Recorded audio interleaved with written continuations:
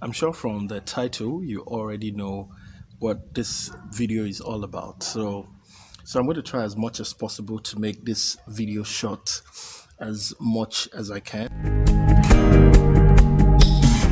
And like I said, from the title you already know what this video is all about. All right, so pardon me if you are stopping by for the very first time. Shout out to you. Thank you so much for stopping by to watch my video. Thank you so much for all the time. Thank you for subscribing. And if you haven't subscribed and you're just about to watch this video, please make it a point of duty or be benevolent enough with your account, and please subscribe to my channel, and please remember to give this video a thumbs up. It's a real life situation, and I'm going to ask, what do you think I should have done? I'm not regretting, all right? So regret is not the thing. Regret is not just a thing. But I shared this with someone lately, and that's why I'm bringing this up on the channel. And I feel it's also one question that parents, whether the father or the mother, should put in mind and start asking whenever you put your children in a school. And if you have a baby or a toddler like myself, these are some of the questions you need to be asking in the creche whenever you take them there. So it happened this way. When we had my daughter Morayo, so when my wife resumed work, one of the things that worried us so much at the time was the choice of the creche to take her to. And that's because we've heard so many horrible stories about playhouses for children, about daycares, about creche. We've heard too many horrible stories. And so at this point we're looking, so where do we put her? And my wife is working, by the way. She's not a businesswoman. Apart from being an entrepreneur, she has a 9 to 5. That means she needs to get back to work as fast as possible. And this was already at the fourth month. Her place of work actually gave her 4 month maternity leave, so she was at home for 4 months, but really not even just at home, apart being just like I said, aside from the 9 to 5, she has other things that also keep her busy aside from the 9 to 5, different kind of side hustles. So it wasn't really like a maternity leave after all. She was still doing other things. So it started this way. So there's this particular creche in town. I'm going to keep their name. I'm not going to mention their name, because if I mention the name, if you live in the city of Ibadan, I'm sure, or around the axis where I live, then you will know the name of that creche, because it's very central. So we've been looking around. I've been to different places because of the nature of our own job. Our time is not as flexible as mine. So I did the runs, trying to hunt and trying to get the best place where I think baby can be. I also got quite a number of advice from colleagues and friends who have had children before me. I checked a few places and I didn't like them.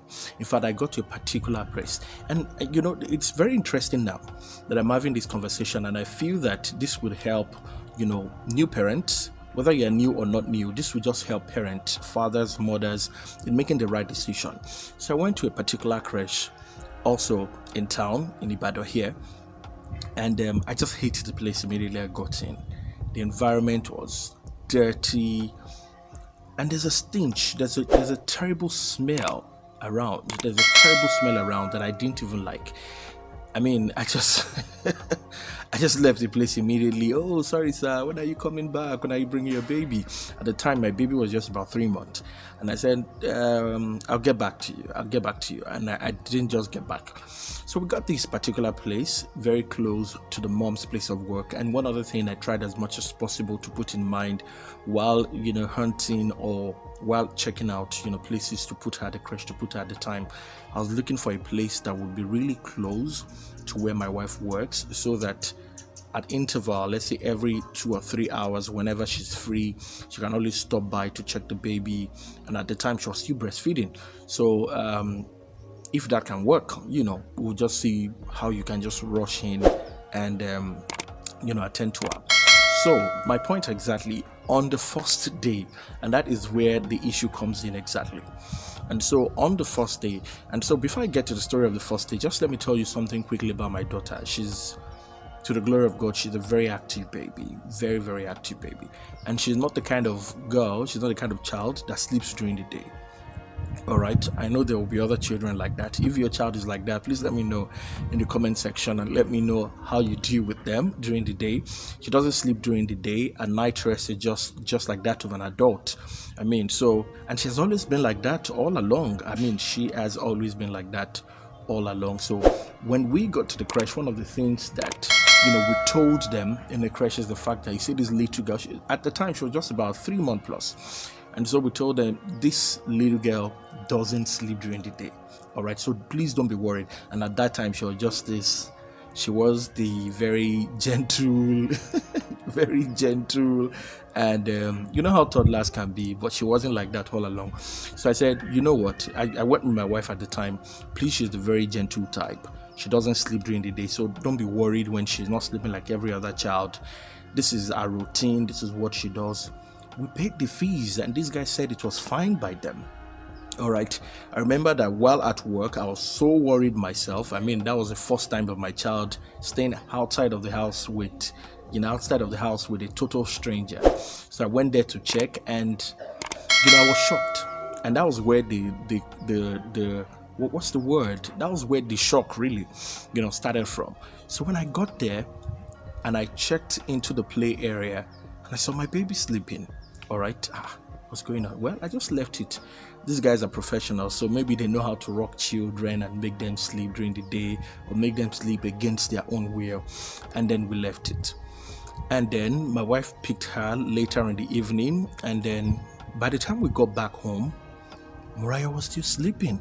And that was like around 5 o'clock. And my wife said she picked her at about 3 p.m. And when she picked her, she was sleeping. And from 3 p.m., the baby was still sleeping. 4 p.m., the baby was still sleeping. 5, 6, 7. And then at that time, I started getting worried. Now, this is yesterday, she didn't sleep like that. Days before now, that hasn't been our regular routine. I mean, I'm smiling about this now because it's way, way behind. But I'm bringing this up now because I shared this with someone. And the person said I should have gone there to fight. One thing I found out that we found out eventually was the fact that the baby was actually drugged to sleep. All right. And that's the point. The baby was drugged to sleep. And I'm wondering, why should that be? And later on, I found out that this is the regular culture of some of these daycares and creche. What they do is when you bring your children in the morning and they feed them, the next thing they give them is something to knock them out so that the teachers can also sleep and have a good time. And I'm wondering, why should you pay so much? Why should you pay the fees just to? And some of these creches, some of them, I mean, their fees are even way more expensive than the regular nursery and primary school. So at the end of the day, we found out that she was kind of drugged to sleep, and she didn't go back there again. Now, my point exactly, I had this conversation with someone, and someone said, oh, you should have gone there to fight. You should have gone there with police. Okay, by the virtue of what I do, if I wanted to involve the police, that shouldn't be a problem. If I wanted to involve any other person in the force, that shouldn't be a problem. But I just let it go. But she didn't just go back there again. So I'm asking, what do you think I should have done right? Like I said, no regrets, no regret. Regret is not the point. But really, when issues come back again, you think about it. So this video basically is about two things. What do you think I should have done? Really, we went back and we made them realize that you did this to the child. And they said they didn't. But the day after, the child did not sleep the way she slept yesterday. Can you put 5 and 6 together? Though it wasn't something of like a fight or a force or a major disagreement, it was just a kind of conversation. But of course, nobody owned up. They said they don't do that. Yet this child, knocked practically through the night. Did not even eat. But my point exactly, should I have screamed, fight, slap somebody, knock somebody out, arrest somebody? And basically, the other one, as a parent, really, what are some of the things that you check out when you, trying to hunt or get creche for your children or get the school? Is it the kind of teacher? Do you ask people for referrals? Or basically, and that's basically what this story time is all about. I know a lot of people have been wondering, they just want to know what exactly the story is all about behind it. But that's the way it happened. I know I've heard a lot of that these daycares now drug children to sleep against their own will. And let me know what you think about that. And that's what the story time is all about, basically. Thank you so much for hearing me out. And if you are still watching the video to this point, kindly give me a thumbs up, and also please share the video. Really, I would like to hear from as much parent as we can. And remember to subscribe if you haven't. I beg, I beg. If you want me to prostrate, I will definitely do that. Thank you so much for watching. I will see you in my next. God bless you.